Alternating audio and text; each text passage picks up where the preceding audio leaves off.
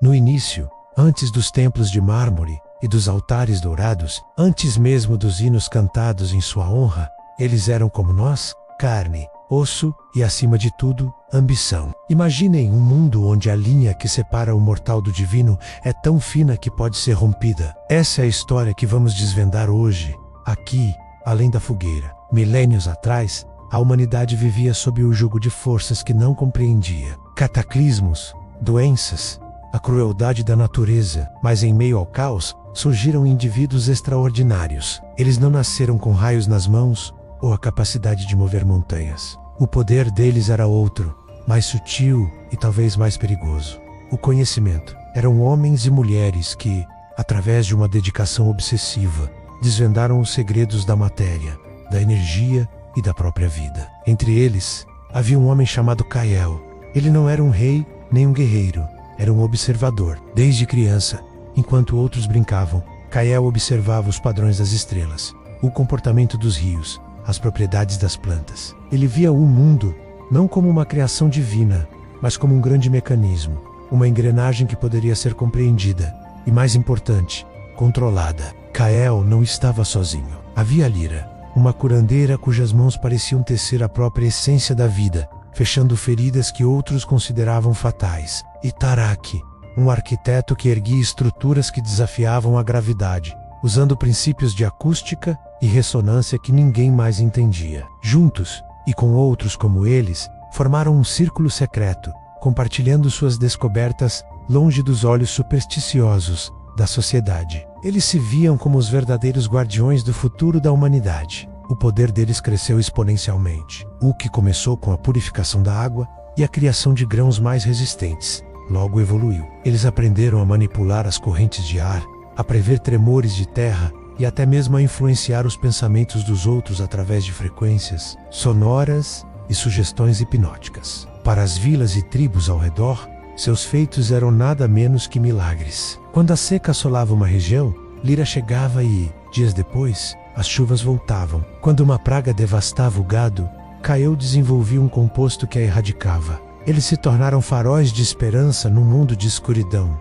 Mas o poder, como bem sabemos, tem um preço, e ele corrompe. Kael, o observador, começou a se ver como mais do que um simples mortal. Ele via a humanidade como uma criança assustada, precisando de um pai firme para guiá-la. Ele e seus companheiros não eram apenas protetores, eram em sua mente superiores. A ideia começou a se formar, sutilmente a princípio, depois como uma convicção inabalável. Para guiar a humanidade, eles precisavam ser mais do que humanos, precisavam se tornar deuses. O plano era audacioso e terrível. Usando seu conhecimento combinado, eles projetaram eventos cataclísmicos em escala global, para então surgirem como salvadores. Tarak projetou dispositivos que, enterrados em pontos-chave, poderiam gerar terremotos devastadores. Lyra, que antes curava, desenvolveu pragas aéreas de ação rápida. E Kael orquestrou tudo, o grande maestro da destruição. Eles mergulhariam o mundo em desespero, para que quando oferecessem a salvação,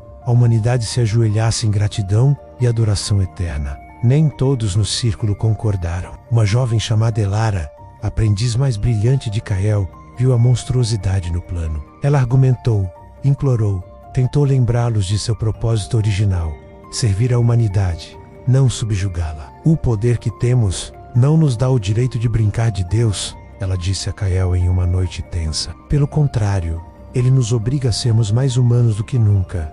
Kael olhou para ela com uma frieza que gelou a alma de Elara. Humanidade é fraqueza, medo e ignorância. Ele respondeu: nós somos o próximo passo. Somos a cura para a doença que é a condição humana. E você, Elara, está do nosso lado, ou está no caminho. Naquela noite, Elara fugiu, levando consigo não armas ou poder, mas conhecimento. Ela roubou os diários de Kael, os esquemas de Tarak, as fórmulas de Lyra. Ela sabia que não poderia pará-los pela força. Seu poder era minúsculo comparado ao deles. Mas ela tinha uma arma que eles, em sua arrogância, haviam subestimado: a verdade. Enquanto Kael e seu panteão autoproclamado iniciavam seu plano, o caos começou. Terremotos abriram fendas na terra, tsunamis engoliram costas inteiras e doenças misteriosas varreram cidades. O pânico era total. E então, eles apareceram. Kael, envolto em luz manipulada. Desceu dos céus artificiais criados por Tarak. Lyra caminhou por campos de doentes, curando alguns seletivamente com um antídoto que só ela possuía. O povo, aterrorizado e desesperado, começou a adorá-los. Templos foram erguidos, sacrifícios foram oferecidos. A era dos deuses havia começado, mas Elara não estava parada. Viajando de vilarejo em vilarejo, ela não se apresentava como uma salvadora. Ela se apresentava como uma professora. Ela não realizava milagres. Ela explicava os mecanismos por trás deles, mostrava os diários de Kael, decodificando as passagens que descreviam como manipular o clima. Ensinava os princípios básicos da engenharia de Tarak, mostrando como as estruturas impossíveis eram, na verdade, fruto de uma matemática brilhante, não de magia. Ela distribuía antídotos simples, feitos de plantas comuns, para as doenças que Lyra havia criado. A princípio, as pessoas a temiam, a acusavam de blasfêmia. Como ousa dizer que o grande deus Kaer era apenas um homem? Mas a semente da dúvida, uma vez plantada, é difícil de arrancar. Alguns começaram a ouvir. Um ferreiro que entendeu os princípios da metalurgia de Tarak. Uma parteira que aprendeu as técnicas de antisepsia de Lyra. Pequenos grupos começaram a replicar, em escala menor, os milagres dos deuses. A magia estava se tornando ciência, e o divino estava se tornando compreensível. Kael, de seu trono no topo da montanha, sentiu a mudança. A adoração fervorosa estava sendo substituída por um murmúrio de questionamento. Ela enviou seus anjos, soldados equipados com tecnologia avançada, menos para silenciar a dissidência. Mas era tarde demais. Elara não havia criado um exército para lutar contra deuses. Ela havia armado a humanidade com a única arma que um deus falso realmente teme: o conhecimento. O confronto final não aconteceu em um campo de batalha, mas na mente das pessoas. Kael, em um ato de desespero, tentou desencadear o maior cataclismo de todos, um que provaria seu poder de uma vez por todas. Mas, usando o conhecimento que Elara havia espalhado, as pessoas estavam preparadas. Engenheiros amadores reforçaram as cidades usando os métodos de Tarak. Curandeiros locais já haviam distribuído o antídoto para a praga final de Lyra. Quando o grande ato divino de Kaer falhou em causar a devastação esperada, o feitiço se quebrou. As pessoas olharam para o céu e não viram um deus, mas um homem em uma máquina. Olharam para os seus curandeiros e não viram avatares divinos, mas homens e mulheres de conhecimento. A cortina foi puxada e o mágico se revelou. Kael e seus seguidores não foram mortos. Isso seria fácil demais. Em vez disso, foram despojados de sua tecnologia, de seus segredos, e forçados a viver entre as pessoas que tentaram enganar. Tiveram que aprender a arar a terra, a construir com as próprias mãos, a viver como os humanos que tanto desprezavam. O maior castigo para alguém que quis ser um deus é ser forçado a ser apenas um homem. E Elara, ela não se tornou uma rainha ou uma deusa.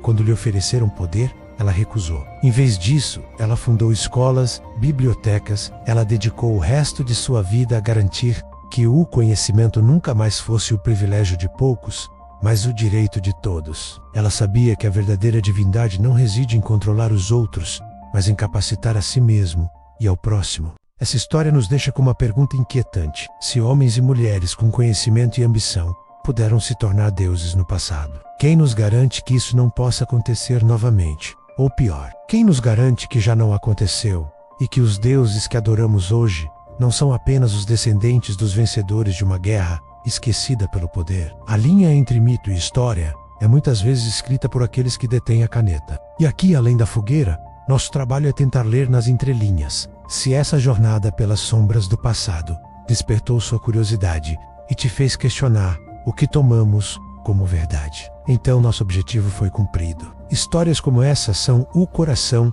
do nosso canal. Para não perder as próximas explorações sobre os mistérios da história e da natureza humana, faça parte da nossa comunidade. Inscreva-se no canal Além da Fogueira e ative o sininho. E se essa história te intrigou, deixe o seu like para que o YouTube saiba que você quer mais conteúdo como este. Cada inscrição e cada like nos ajuda a manter a chama desta fogueira acesa. Obrigado por nos ouvir e até a próxima história.